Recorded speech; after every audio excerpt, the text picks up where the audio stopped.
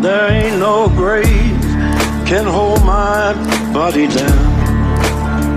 There ain't no grave can hold my body down. Welcome to episode 3 of Media Villains. Last week I was supposed to make an episode, but I had technical difficulties on my computer, so I postponed it for today. Media Villains is every Saturday, and for those who do not know what Media Villains is, it is basically a series that I do every Saturday talking about all the trendy topics that has happened during the week. But this episode is going to be a special. This is going to be a 2-part episode. Part 1 is today and part 2 is tomorrow. In part 1, I want to talk about the Zac Stacy incident. The incident that ESPN has not covered. Actually, I don't think anything in the sports media has covered this incident. This shows you how fake the media is. I told you guys, the media, they push this fake woke narrative, but they do not actually talk about real problems. And please, do not tell me, oh, the reason why the media has not talked about the Zac Stacy incident is because Zac Stacy is not in the NFL anymore. That is BS, 100%, because Colin Kaepernick is not in the NFL, and if Colin Kaepernick did something controversial, best believe ESPN and all the big sports networks would talk about it. But when it's actual real problems, like this domestic violence situation with Zac Stacy, everybody is quiet. So apparently, Aaron Rodgers not getting vaccinated is more important than a woman recording herself getting beat up by her ex-boyfriend in front of her young son. But the media does not talk about it because it does not fit their narrative. There is an elephant in the room that needs to be talked about. These NFL players think that they're Greek gods. They feel like they can do anything and get away with it. We recently had a safety for the Las Vegas Raiders that got cut because he threatened to kill somebody. Then you had the Henry Ruggs situation. Now you have this Zac Stacy situation in which I do notice a lot of running backs commit domestic violence. And I don't know if it's because of the CTE. Either way, I do not justify it. I just noticed that it's with a lot of running backs. I mean, we've had Ray Rice with a domestic violence incident. Same thing with Joe Mixon. Same thing with Kareem Hunt. Now Zac Stacy. I think that Zac Stacy's wife is extremely brave for doing what she is doing. And despite the circumstances, she is pretty calm, which is remarkable.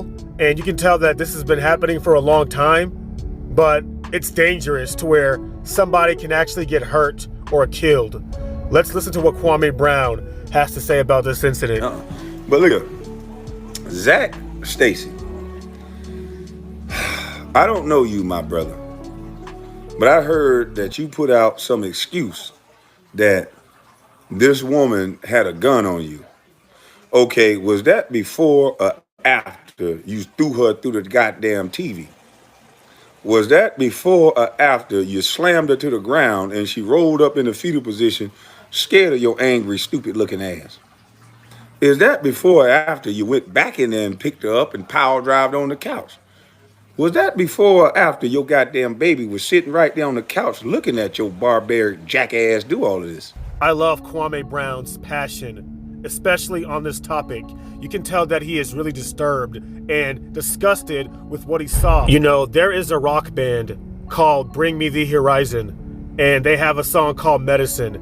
Zac Stacy needs a taste of his own medicine. He is a terrible example for the youth, for men, and the fact that the NFL keeps drafting players like this or signing players like this. I know not everybody is like this, but you see this from time and time again, these NFL players doing stupid things because they feel like they got power. Then you got Davante Adams that said on Twitter, I am not retweeting the video, but Zac Stacy need to be thrown under the jail.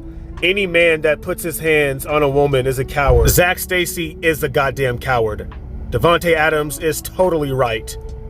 The dude literally fled after he found out the police were looking for him. If that is not a coward, then I do not know what is. And the fact that his wife is calm and collective in this situation just surprises me and amazes me. You know, this has happened in the past. us what kind of things have you been dealing with over the last few months? There have been a couple of other situations. One, I wrote a report for domestic dispute, and then also a battery report last in September as well. That still has yet to be picked up by the state attorney. So, and this one as well is, yet to be picked up by the state attorney. How does it make you feel? I feel lost in the system, and the reason that I went public with this is just to get the word out there so that other women don't feel the same way. I'm also afraid that he's going to get away with this, that he's going to run, and I don't know where he is, or that he might retaliate. So I just, I don't want anyone else to feel the way that I'm feeling right now. I guarantee you, if I found out that my sister or mother was a victim of domestic violence, screw calling the police. I will hunt that dude down for the rest of his life. I will do whatever it takes to bring him down, because sometimes prison is not even enough for these jokers. I admire the bravery of this woman for protecting your son and doing everything politically correct by recording what Zac Stacy did to her. And the fact that ESPN and none of these major sports networks is talking about this situation just baffles me. Just baffles me. This is GWD calling the shots. GWD playing the game. Game over.